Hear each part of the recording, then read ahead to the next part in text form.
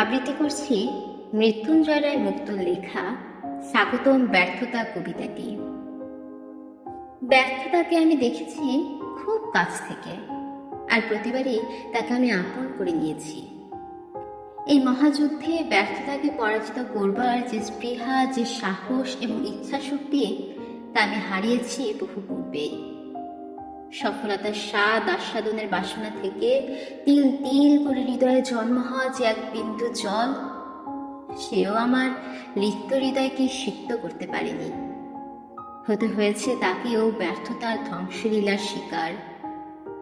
আমার পিছুটা তাকে থামাতে পারেনি। ব্যর্থতাকে রোধ করবার সমস্ত ব্যর্থ প্রচেষ্টা আজ ব্যর্থতারই মহাসাগরে লীন। কোন এক দূর থেকে ভেসে আসছে ভীষণ চিৎকার, সফলতাকে ছুঁয়ে দেখার অবিরাম হাহাকার। তবু যেন সে আমার পাষাণ হৃদয়কে স্পর্শ করতে পারছে না।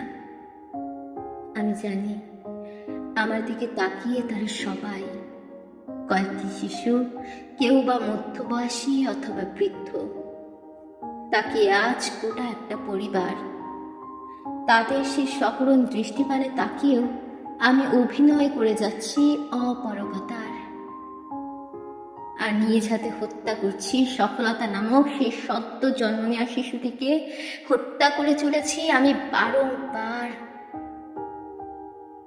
আমি দেখেছি হৃদয় কম্পন, শুনেছি আমি ক্রন্দন, সকলে আমার হর্ষ দিয়েছে, জাগিয়েছে প্রাণে নন্দন।